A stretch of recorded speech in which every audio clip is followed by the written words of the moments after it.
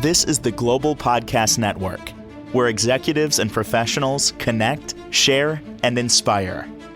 Stay tuned for the conversations that drive success.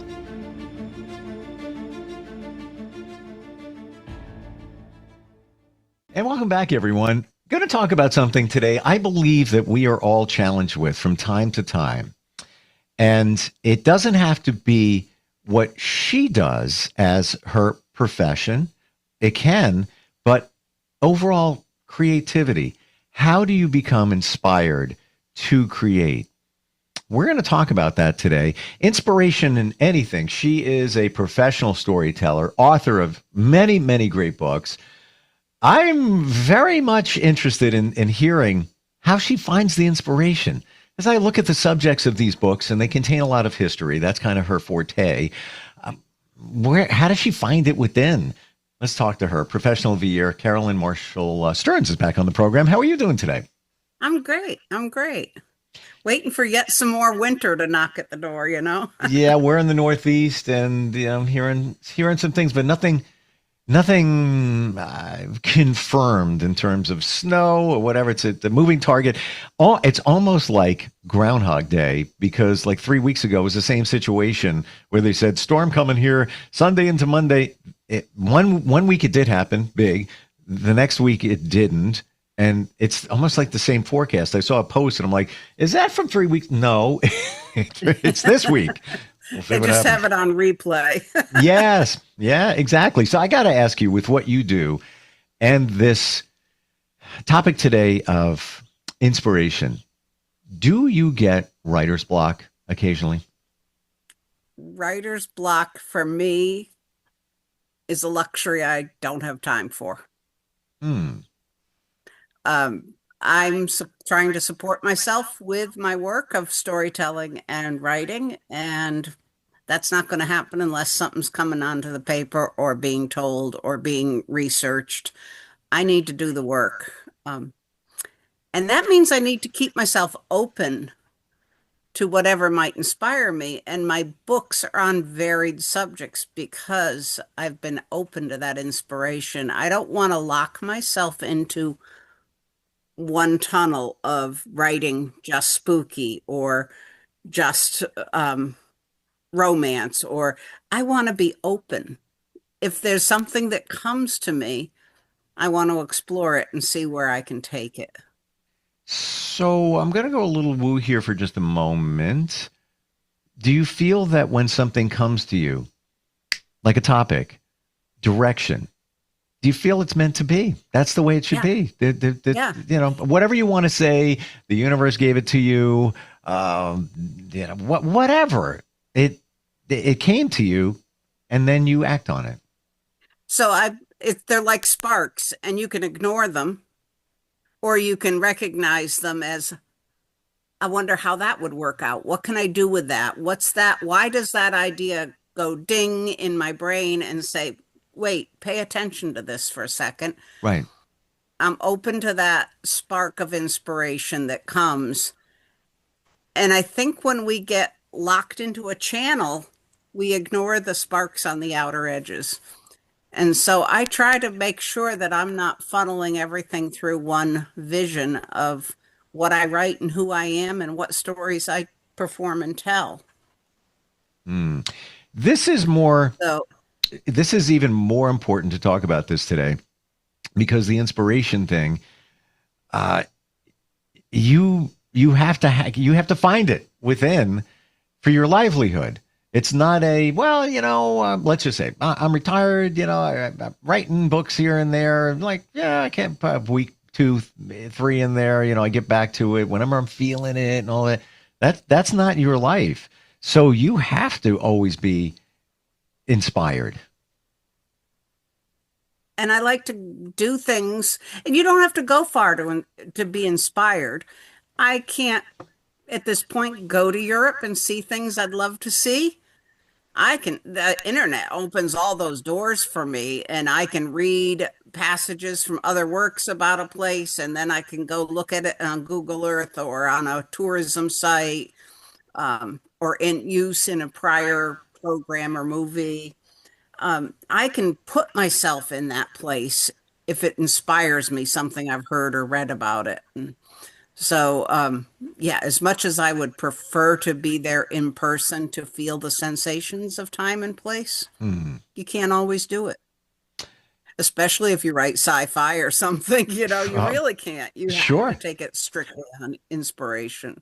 Do you find that along the way, I call these glimmers, and maybe it comes from glimmer of hope, but you'll find little things that move you forward. Could be you're in the middle of writing a book and I got an idea for the next chapter. Oh, just popped in my head. And then you get excited, stoked, jacked up about doing it. And that's almost like a little bit of fuel to get you back into it, but throw you even deeper into it. Do you find that happens from time to time? Definitely. And often at night, because our brain sorts and refiles our memories while we Mm, sleep. mm, And it's looking at all the pieces and deciding how we're going to put them, what compartment do they go to. And at that point in time, glimmers come up. I keep paper next next to the bed and a pen mm. because whatever I'm thinking, I can scratch out something to remember it in the morning. Yeah. Otherwise, it might slip away. Does all the time. I'm the same exact way. I wake up, maybe go to the bathroom, come back. It's like, oh yeah, all right, you forget about it. And by the way, funny you should say that. I have Post-it notes everywhere, and I've been intentional recently about taking, I don't know, 20 minutes, half hour, and I have 3 notebooks, and they have different categories. One could be personal life, yeah, whatever it might be. And I'm gonna put them in there and date them, and just rely more on that than these scraps of paper that can get lost. Yeah. I guess you need a system. Need a system. Right, right. And then, but don't count on that system always having what you need. Go where you find inspiration. For me, it's outdoors. To go for a walk in the woods, to go sit by the river or the ocean, to go to that historic site and just sit and listen and feel. Mm. Then I can find those pieces, those threads are going to come to me and take me into the work. And I'm sure musicians hear a sound in the environment, a chord, something out of nature and it inspires some of the music they write. And painters, it's the shadows and the colors Mm. that are their inspiration. But if you never leave your home, you don't get them. Wow. What was your last inspiration? Do you remember it? Ooh. Yeah, Yeah, what did? yesterday. Oh, share, please. I went to the home and garden show. I'm desperate for a little spring. And, you get a ticket and you walk in and the humidity in the air from all the plants and the rich oxygenation of all the shrubbery and stuff, Sure. the gardens, the waterfalls, all of that. There was a beautiful orchids and yeah, I was walking through there and there was a huge display with a fairy village with all these little teeny cute houses and figurines and with water and all kinds of things going on. And it's just to sit there and write fairy tales would be awesome. Wow. Yeah, I think there's a lot of elements within that too. It's been said that we need to be grounded, and you walking through there, essentially in nature, but not outside because it's freezing out. It seems like it may have grounded you being there. Yeah, and I knew how much I needed it. Just needed a dose of spring. I've, been out here fighting the winter long enough. And just for everybody, for clarity, you've shared before that you have a farm. So, it's winter and it doesn't matter what season it is. You're out there with the animals. You have a job to do. Yep. Yeah. And they bring joy, but it just this time of year makes everything harder. Yeah. Yep. So I brought an example of inspiration. Sure. This book is a chronology of the history of the town I live in. And it's done in dates and little notes from town records that the town clerk or the church ministers kept from the earliest settlement. And I want you to look at all that post-its. Oh my gosh. And those listening can't see them. The book is full of little note papers. They're all little inspirational tidbits. Now, I used that book as an inspiration one time. I was asked to tell a Halloween program for the Historical Society in town. So I went through the book and I'm just looking what could lead to something spooky. There were three facts I took out of the book. One is that the town, now this is kind of funny, had got a horse-drawn hearse, which was an upgrade from taking a casket to the cemetery on an ox cart or carrying it by hand. They got the real glass-sided horse-drawn hearse, and they built a little carriage building for it to keep it on the edge of Cemetery Road. So, okay, but they didn't have the money to buy said hearse, so they took out subscriptions. And if you bought a subscription to the hearse, you could ride in it on your last ride. So classic New England Yankee. We want this thing. We don't have the money. Let's set up a system of making it work. Well, when the time of horse and buggy passed, the hearse was still there, and they, being thrifty as New Englanders are known to be, decided they'd sell it and get a little money out of it. Well, they sold it to a local farmer who took the wheels off and turned it into a chicken coop. So there's a couple of good facts there. Wow. And I took the fact that they then moved the hearse building, which is a tiny little shed, down into the cemetery to store lawnmowers and flower pots and what all that the maintenance crew use. I took those three facts and the fact that Cemetery Road and the old cemetery and the new cemetery are both there, and I made up the story of the ghost hearse and how it rides on Halloween night to remind teenagers to be good. And if you're good, you're never going to see the ghost hearse, but it rides. In my book, 13 Spooky Stories, the ghost hearse is there, and it's warning the teenagers that throw litter out in the ground, the teenagers playing pranks in the city, in the town on Halloween night. They're out in dark clothes where they shouldn't be after hours. And there was the third fact was the fact that somebody tried to play a prank on the farmer, and when they were going to let all his chickens out of his hearse, and the rooster came out to defend the hens, and the rooster died. So the driver of the ghost hearse is a rooster. And I just took these crazy pieces of facts that were recorded in town history to write the ghost hearse, and how it comes rumbling down the streets on those steel-rimmed wooden wheels and careening around, and the glow of the, like eyes, orbs, but it's the candlelight of the lanterns on it, coming riding for those teens to scare them to go home. Where do you come up with this stuff? Well, the funny thing was that was specifically written for a performance in town here. It was a family performance. The message in it is, if you're not bad, you're never going to see it. And I told them that it was inspired by our town history, and they had the books there with the town history. So I'm telling it, we've got a crowd of families in the room, and the kids are were invited to come in costume. There's two little superheroes in the front row with their families, and they're sitting there all 6, 7, 8-year-old machoism in the front row. And I'm telling this story and I'm watching them, and I keep seeing the parents, their glance flitting over to the kids with concern in their face, and the kids' eyes getting wider and wider and their mouths wide open. And I'm like, nobody else was getting that reaction. And I kept watching these two little guys. What's going on over here that's not being resonated over here, and why? Finished the story, and I went directly over to them at the close of the program.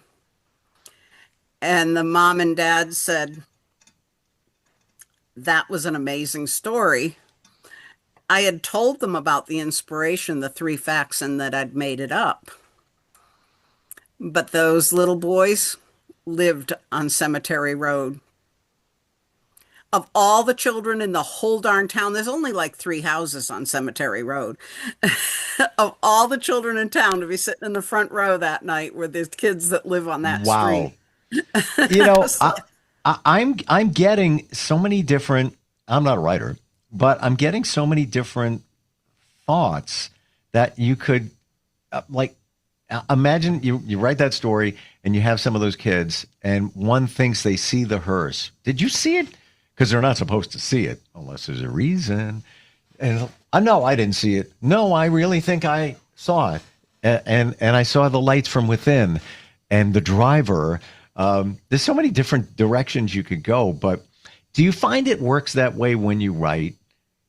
That you need a foundation, you need the starting point, and from there, it's almost like a wheel. You have the center of the wheel, then all the spokes can start coming out of it. yeah. And I know I don't, I'm called a pantser.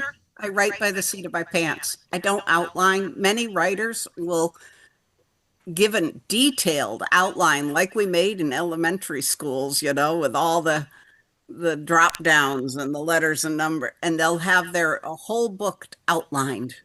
I don't want to know. I don't want to plan.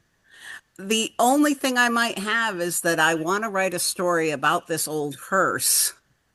And then I start writing and see where my mind takes me as I dive into the story and I'm living in it as I write it, and what would scare me next, kind of a thing. So, and yet it's all suggestive because it's the power of the listener's or reader's imagination that really brings the story to life. I just need to put the bait there to let their brain run with it, as those little boys did. So it showed that the story absolutely did what it was supposed to, in particular in their case. Does it change? So let's, in this instance, we have the hearse, we have the driver of the hearse, we have the conditions for someone to see the hearse. Could be, the date, Halloween, whatever it might be. And then you come up with an idea and then another idea. Do you find that you often change as you go along, the direction of it? Or does it, once you have it, you commit it, now it's on to the next idea or the next section of the story? They quite often shift. I'll write a next section and then I'll go back and rewrite something in the previous to set up and launch that point, because somehow I found a new place that was a much stronger narrative. I can go back and introduce the thought in an earlier part of the story and then take it in that avenue. But quite often it just comes. Mm. And all I have to do when I sit back down to another session is reread where I was before, sometimes aloud, sometimes just skimming it. And a lot of times I will come back and in a split second be right back immersed in it. I've been at work and had to write myself sentences. Just give me a minute because I finally figured this out, what's going to happen, and I'll write the sentences down and then put them in my pocket to come home and write it later. Do you find that you're able to do that because you've trained your mind? You've kind of shaped the way your mind works, or are you just born that way?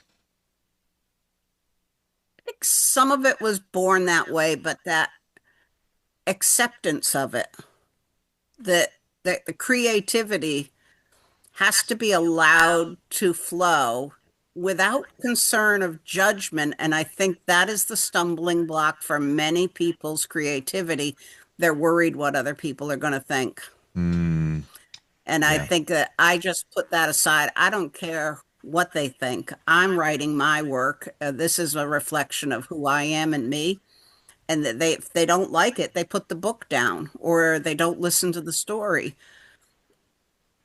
But I find for the most part, if people pick it up, they accept it as me, and this is what I'm offering. But I know a lot of people are overly concerned about being judged. Yeah, I can see that. And it's unfortunate, but it's the way we're wired. And my belief is we're wired that way from childhood. Things that have happened to us, I don't mean bad things, just the way you internalize things as a kid, your subconscious is presenting that you may be judged, you may, have that feeling. Many therapists say that we all have within us a feeling of being not good enough. Some of us more than others, some of us in certain areas, maybe not in other areas, but that's fundamentally, if you're starting at that point, you have to overcome that. I don't know how you do that, especially when it comes to what you're doing. I think you have to know you can turn the dial down. And, the whole world revolves on reviews of what and opinions. Mm. And every war has been established over those, you know, who really owns it, what belongs, what's right, what's wrong. It's all on opinions. And every book we write hinges on the reviews it gets. So we're putting it out there, asking it to be judged. We asked for it. Yeah. Yeah. Yeah, but you need to. Would you say, Carolyn, that when you write something, it's right because you feel it in your heart, like it's resonating with you. You don't even have a question. And at that point, when you feel that inside, and you're just like, well, that's the way it is because I know that's the way it should be. I'm pretty much that way, but I also know in time and with more experience, it can be better or different. I won't change a book. I just know the next one I'll do differently. And I have a quote for that from Maya Angelou. Do the best you can until you know better. Then when you know better, do better. I'm thinking about that. Yeah. It's I'll say it again. Do the best you can until you know better. And then when you know better, do better. That doesn't So necessarily mean doing everything it. takes practice. That doesn't mean do it over again. It's Right. you did it, and I used to ride the perfectionist train when I was younger. Only up until I don't know, maybe 7 years ago. I let that go, and I just do my thing, and that's it. But there's a piece of me that says I can do it better. If I really wanted to continue working with it, maybe I get a little notch better, whatever it might be. But yeah, I think you have to get to the point when it comes to creativity to realize it's good as it is. And that's not being, well, I'm not going to do it anymore. I'm just throwing it out. No, you did the best you could. If you pushed yourself, maybe you know better tomorrow and you could refine what you did yesterday. And I really do mean within a day, but why? Because you did it. Now, move on to it. If it resonates in your heart. With art like paintings and such, you hear about art people talking about an artist. Oh, this is from his early work. Right. And there's a distinct, that they have categorized the early work and his later work because he did better or did different from what he had learned by doing the early work. Doesn't mean that painting isn't worth $1 million. Yeah. Maybe it's worth more. Yeah, but thank you for bringing that up because when somebody says that, the first thought is, well, he wasn't that good. The early work. Shut up, people. That's where he was at that time. That is beautiful work, and that doesn't mean the later work is much better. It's just different. That's it. Leave it at that. Interesting that you bring that up because it's like when you hear of an artist, the early work. Right away, unfortunately, we've been trained to think, no, he was an apprentice at that time. He was new, so he wasn't in his prime. No, he did the best then. If Mozart could sit and play the piano and make stunning compositions at age 5, that was his early work. It was Yes, absolutely remarkable. for sure. For sure. It doesn't mean that his later work was that much better. It might be your opinion. You're entitled to that. But I've listened to musical artists and their early work.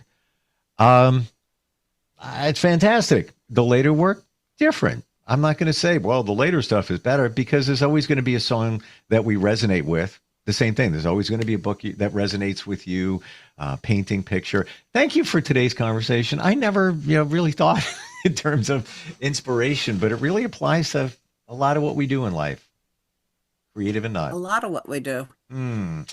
What's the best way for us to connect with you? I know that you're in Connecticut. If somebody is looking for a premium storyteller within the region, maybe the tri-state area, if it makes sense, or want to check out your books, how do we find you?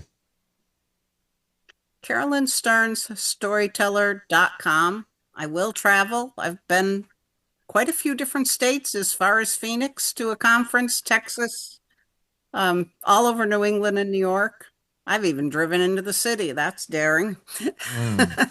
And so, yeah, Carolyn Stearns, Storyteller.com, and the books are available at my Amazon store. We're talking about inspiration today. You are an inspiration. Oh, thank you very much. You really are. Like I'm taking the things that you said and just processing them within myself, and I'm sure everybody else is, and how we can use that to pilot us forward, and have faith in what we do. You really need to. Yeah. Well, Let go of the judgment and go for it. here's hoping that we don't get crazy winter storms in our area this weekend, and we'll catch up next week. Okay. All right. Thank you Appreciate much. it. Have a Thank good you. day. You too. This is the Global Podcast Network, where executives and professionals connect, share, and inspire. Stay tuned for the conversations that drive success.